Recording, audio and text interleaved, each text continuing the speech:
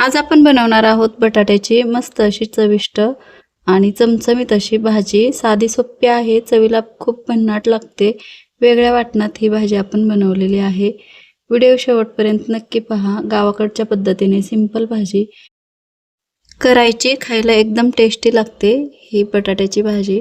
नमस्कार, सविताज किचनमध्ये सर्वांचे खूप खूप स्वागत। आज आपण बनवत आहोत बटाट्याची भाजी वेगळ्या वाटणात बनवलेली। तर इथं मी बटाटे घेतले आहेत, 4 बटाटे घेतले आहेत। छोट्या आकाराचे आहेत म्हणून 4 घेतले आहेत। 2 मोठे असतील तर तुम्ही 2 घेऊ शकता। बटाटे अगोदर स्वच्छ धुवून घेतले आहेत आणि साल न काढता आपण हे बटाटे कट करून घेतलेले आहेत।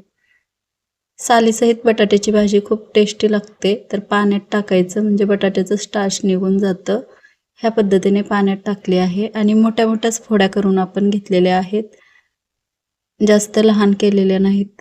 म्हणजे बटाटा खायला भाजीतला जास्त शिजला जात नाही आणि खायला सुद्धा येतो व्यवस्थित असा। अशा पद्धतीने मोठ्या फोड्या केल्या तरीही चालतील। तर पाण्यात ठेवला आहे बटाटा। वाटण पाहूया। वाटणासाठी आपण हिरव्या मिरच्या घेतलेल्या आहेत, लसूण पाकळ्या जास्त घेतल्या आहेत, सुकं खोबरं घेतलं आहे, अर्धी वाटी शेंगदाणे घेतले आहेत, 2 ते 3 चमचे। तर तेल टाकून घेतलं आहे आपण आता। मोहरी टाकली आहे, मोहरी जिरे पाव चमचा टाकले आहे। मोहरी जिरे फुलली की कढीपत्ता आणि कोथिंबीर टाकूया आणि आपण कट केलेला बटाटा टाकलेला आहे। मोठ्या मोठ्या फोड्या आहेत, बघू शकता। ह्या पद्धतीने हळद टाकली आहे पाव चमचा।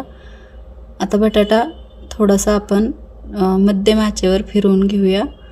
थोडासा तेलामध्ये परतून घेतला की ह्या बटाट्याची चव अजूनच छान लागते। यामध्ये बटाटे आळणी लागू नये म्हणून थोडंसं मीठ टाकायचं आणि नंतर भाजीच्या टेस्टनुसार आपण मीठ टाकू शकतो। तर इथं बटाटा छान असा परतून घेतला आहे 1 ते 2 मिनिटासाठी। मध्यम आचेवर आपण किंवा लहान आचेवर बटाटा वाफवायला ठेवला आहे। तोपर्यंत करून घेऊया वाटण।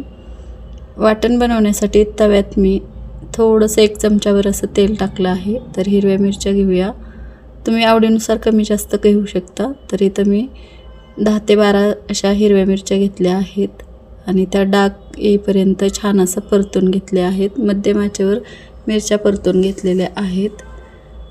यामध्ये टाकूया आपण धने अर्धा चमचा टाकला आहे आणि ते सुद्धा छान असं परतून घेऊया। खोबरं टाकलं आहे, सुकं खोबरं किसून घेतलेलं आहे। लसूण पाकळ्या घेतल्या आहेत भरपूर अशा 10 ते 15, त्यासुद्धा ह्या मिरच्यासोबत खोबऱ्यासोबत छान असं परतून घेऊया आणि हे वाटण लालसर थोडंसं झालं खोबरं की काढून घेऊया आणि त्याच तव्यामध्ये शेंगदाणे टाकूया। छान असं तर शेंगदाणेसुद्धा खरपूस असे भाजून घेऊया।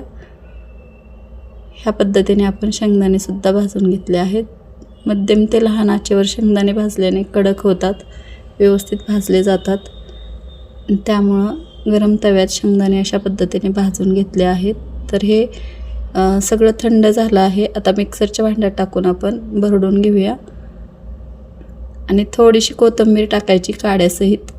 पाणी न टाकता आपल्याला हे वाटून घ्यायचं आहे मिक्सरला आणि जाडसर अशी भरड झाली की थोडंसं पाणी टाकून आपल्याला याची पेस्ट बनवून घ्यायची आहे। शक्य होईल तेवढे बारीक करून घ्यायचे आहे। बटाटासुद्धा छान असा परतला आहे बघा, 50% असा तेलामध्ये शिजला आहे वाफवण्यामध्येच। तर आपण हे वाटण टाकूया। वाटण टाकल्यानंतर वाटणाला सुद्धा छान असं तेल सुटेपर्यंत आपण परतून घेऊया। ह्या पद्धतीने बघू शकता, मध्यम ते लहान आचेवर आपल्याला हे परतून घ्यायचं आहे, फिरवून घ्यायचं आहे तेल सुटेपर्यंत। तेल छान सुटलं आहे बघा। तर इथं तुम्ही थोडीशी हळद टाकली तरीही चालेल। चवीनुसार मीठ टाकलं आहे मी आणि छान असं अजून एकदा मिक्स करून घेऊया आणि यामध्ये मिक्सरच्या भांड्यात थोडंसं पाणी टाकून मिसळून टाकलं आहे। थोडंसं अजून एकदा गरम पाणी करून टाकायचं। जितपत आपल्याला पातळ रस्सा हवा त्या पद्धतीने आपण पाणी टाकू शकतो, पण इथं थोडंसं लपलपीतच आपल्याला ही भाजी बनवायची आहे, त्यामुळे थोडंसंच पाणी टाकलं आहे मी। अर्धा ग्लास टाकला आहे आणि हे छान असं शिजवून घेऊया मंद आचेवर। तर बटाटा अगोदरच शिजलेला आहे। थोडंसं गरम पाणी टाकून अजून एकदा आपण हे लहान आचेवर झाकण ठेवून 10 मिनिटासाठी शिजवून घेऊया। ह्या पद्धतीने बनवलेली भाजी खूप छान लागते. वरून थोडासा गरम मसाला टाकला तरीही चालेल. बटाटासुद्धा छान शिजला आहे बघा. आणि ही बटाट्याची भाजी भाकरी चपातीसोबत किंवा भातासोबत खूप छान लागते. आता सर्विंग बाउलमध्ये आपण काढून घेऊया ही बटाट्याची भाजी. चमचमीत अशी तयार आहे. झणझणीत आहे, चमचमीत आहे आणि प्रत्येक वेळेला आपण बटाट्याची भाजी बनवतो त्यापेक्षा थोडीशी वेगळी आहे. जर ही बटाट्याची भाजीची रेसिपी तुम्हाला आवडली तर व्हिडिओला लाईक जरूर करा, शेअर करा आणि सविताज किचनला सबस्क्राईब करायला विसरू नका.